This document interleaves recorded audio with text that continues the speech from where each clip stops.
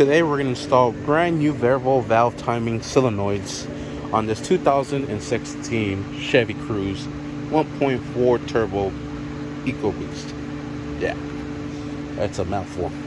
Anyways, here is the new solenoid. There's the replacement part number 918005. Replacing these because they are leaking.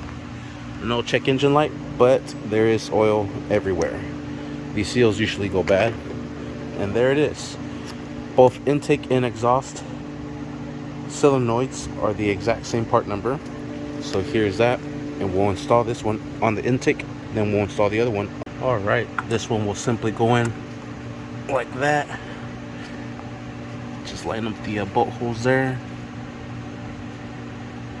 and we'll put in the bolts, and this one down in here. And we'll be using a 5/16 12-point socket to secure these down. It has to be 12-point, 6-point will not work. And secure this down, and this one as well. We'll plug in the pigtail and secure that down. We'll grab the new one and install this one on the exhaust. Alright, and there it is, and that will simply go in right in here, just like that. Connect the pigtail to it, secure that down, put in the two bolts, and might need both hands, and secure these down.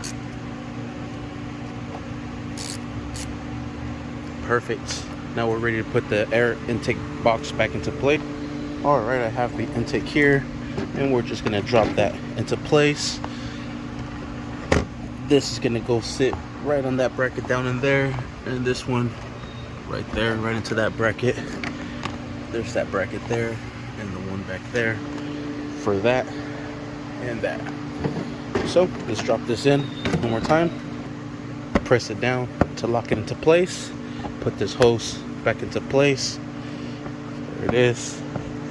Let's connect this pigtail into here. Secure that down. This will latch right into here.